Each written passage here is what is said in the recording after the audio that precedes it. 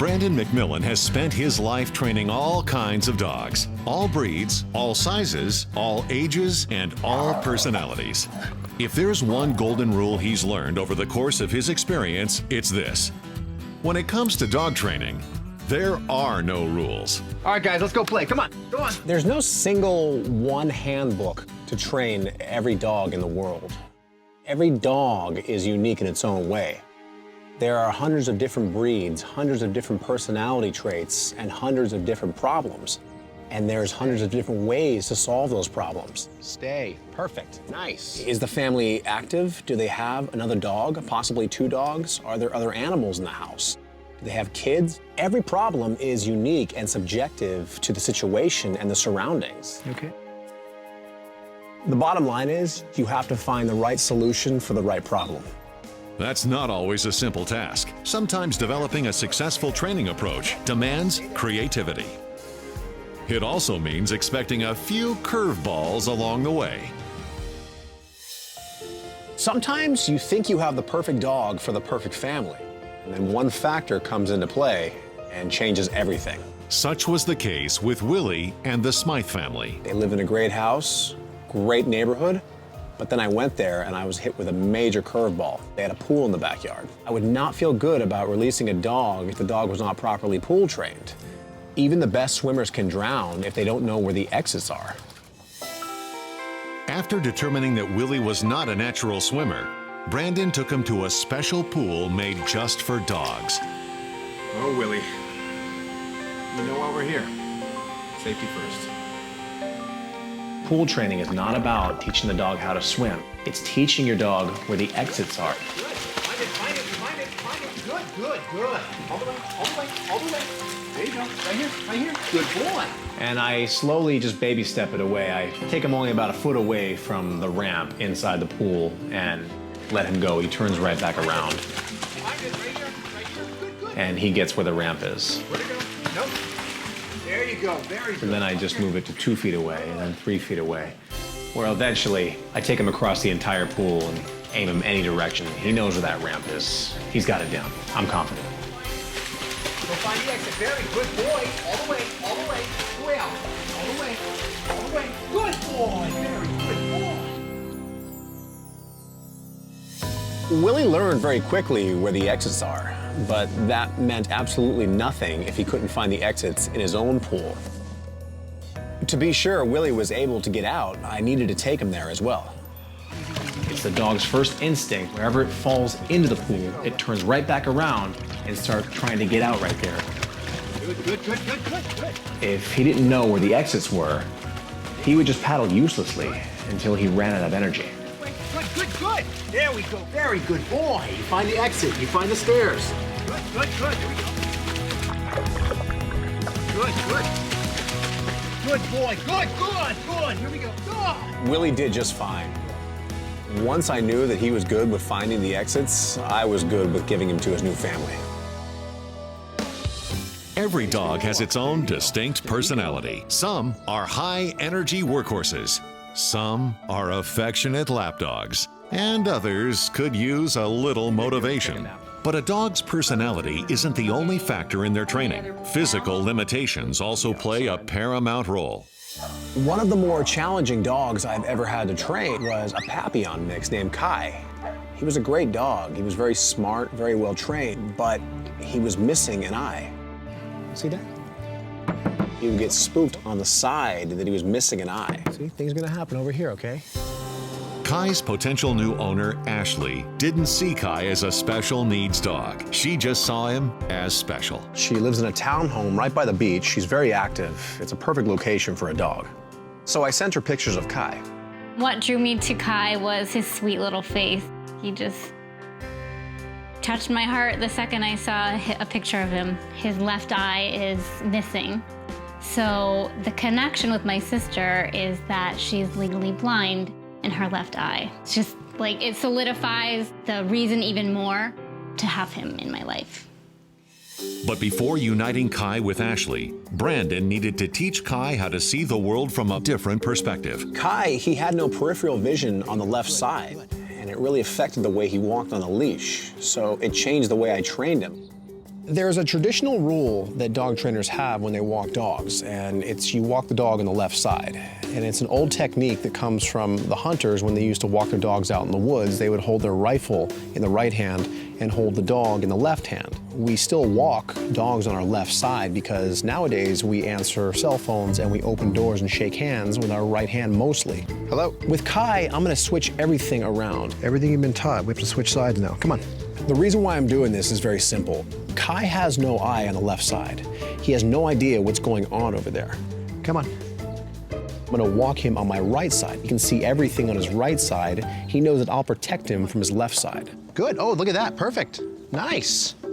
To curb his instinct, Brandon utilizes a fence as a blockade. Good, perfect. As Kai shows progress, Brandon moves the fence out another foot. My main goal is to keep moving the fence out till eventually there will be no fence there. There'll be nothing blocking him from going on my left side. He'll be trained to the right. Once he got Kai hitting all the right moves, it was time to train Ashley. Come on. So I'm gonna show you the theory of walking him. Okay. It's very important you keep this because if you walk him on the left side and he gets spooked, he's gonna run right between your legs.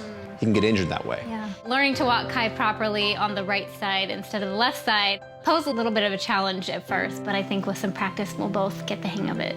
Drop your arm. There you go, relax. So now you have slack on the leash and you have guidance. Got it. Training Kai was one of the most rewarding experiences I've ever had. I cried when I saw him. He had touched me so much just through seeing a photo. When I finally got to see him, it was like, you're here. Kai was at the shelter for a long time. He was pretty much given up on. I had to make sure I delivered. I made a big difference in his life, and I obviously made a big difference in Ashley's too. Hey guys. Buddy, Chewy, Coco, come on guys. The first thing I do when I bring a new dog back to the Lucky Dog Ranch is I introduce him to the pack. Welcome to Lucky Dog Ranch. Socialization is very important with dogs. They're pack animals. However, there are some dogs that need extra socialization. Such was the case with Oliver. He was a very shy terrier and didn't have a lot of experience with other dogs. I found a great family, total dog lovers. In fact, Judy actually walked dogs, so I had to really socialize Oliver to be around all these dogs. But there was one member of the extended family I didn't expect. There's a cat who lives upstairs who comes down and stays outside on the stoop a lot and sometimes comes in. He's big, he's big. He's a gigantic cat. A gigantic cat named La Tigra. The first thing I had to do was acclimate Oliver around cats to see if he even likes them. To test Oliver's reaction to cats, Brandon needed to expose them in a safe and controlled environment. Her cats are very acclimated to dogs, a very safe environment. I do remember Julian. Alicia has 4 cats with 4 very different personalities. I'm gonna test Oliver with each one of them one at a time. First up, Julian. The first cat, Oliver did fine. He sniffed it, he was very curious and his ears perked up, but no signs of aggression. He was just really curious of what he's looking at. This is a promising sign. So Alicia brings out contestant number 2. And again, very friendly cat. They go nose to nose. It's business as usual. With the acclimation going smoothly, Alicia moves on to cat number 3.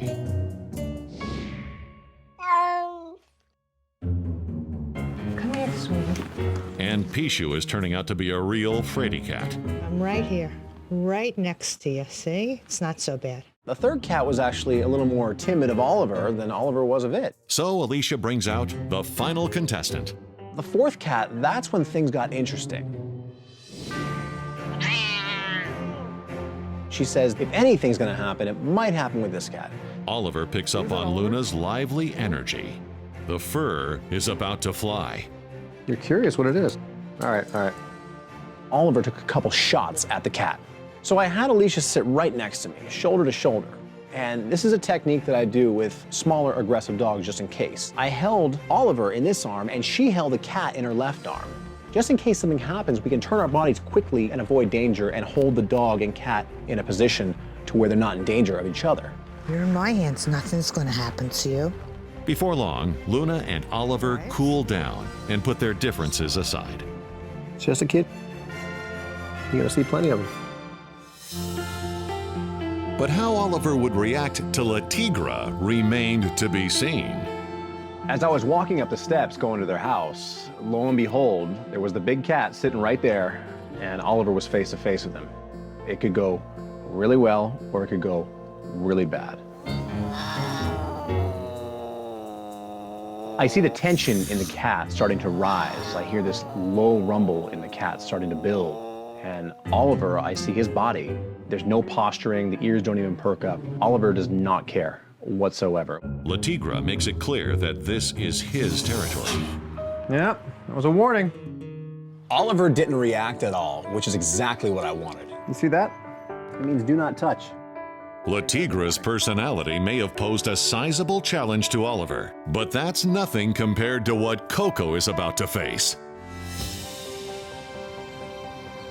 Easy, easy. Brandon has dedicated his life to training dogs, but his love for all animals began at a young age. It's safe to say that life growing up in my family was a little bit different. My parents were wild animal trainers. I was born and raised around big cats and bears and elephants. Having animals around my house, it was normal to me. As a dog trainer, I take all my knowledge and all my techniques that I did with wild animals and I've applied them to dogs. Every so often, my wild animal world will collide with my dog training world.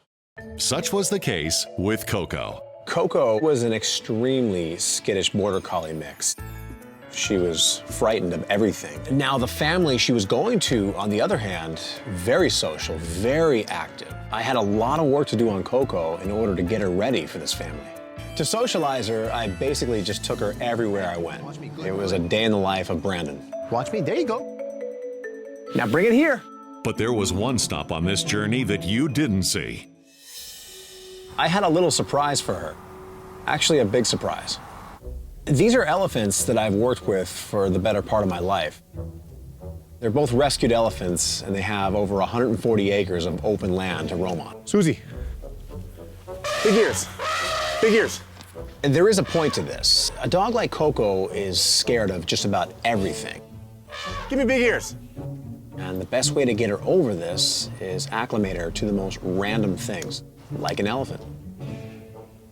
At first, Coco hangs back, sizing up the situation from the car. But Brandon isn't content to let her watch from the sidelines. It's time to go paws in. When I first pulled her out of the truck, it was no surprise she was a little skittish around them. But it only took her a minute to work through it.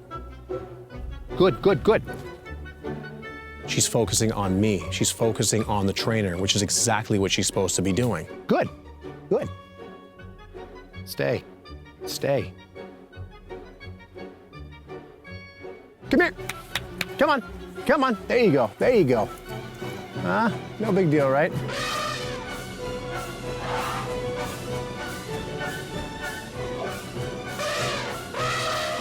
Watch me.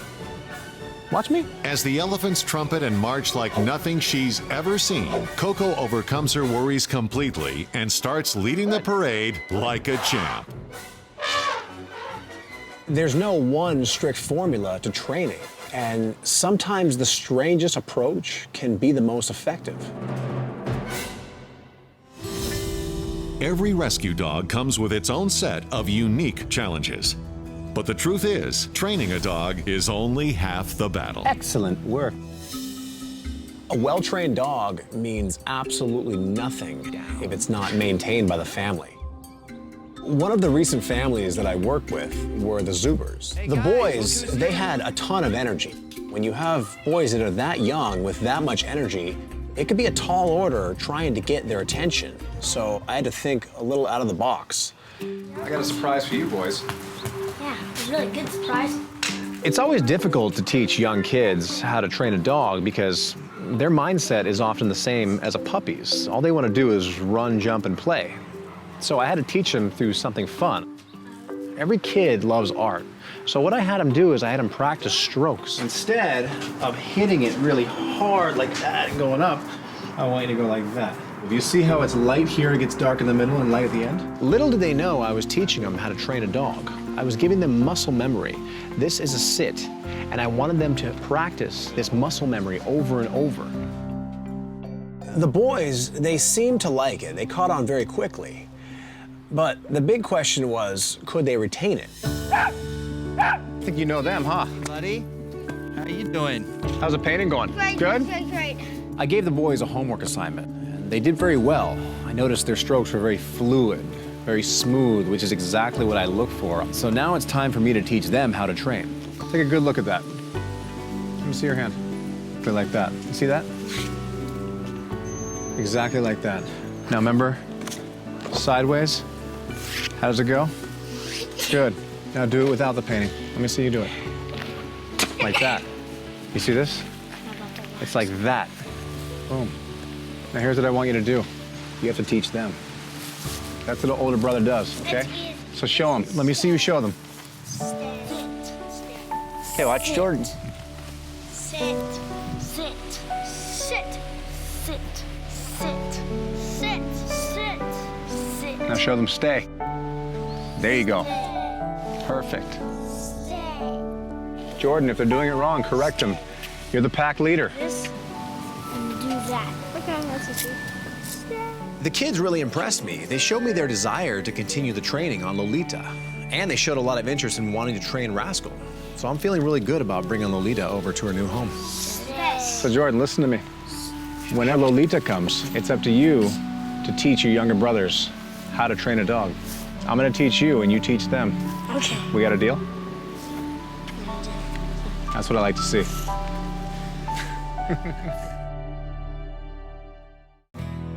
There's nothing more rewarding than coming up with creative solutions in dog training. Dog training, let me tell you, it's not easy. No two situations are alike, and I'm constantly being challenged and innovating new ways to train. To see that family get united with that dog, that makes it all worth it. From hopeless to a home, that's my mission. One dog at a time.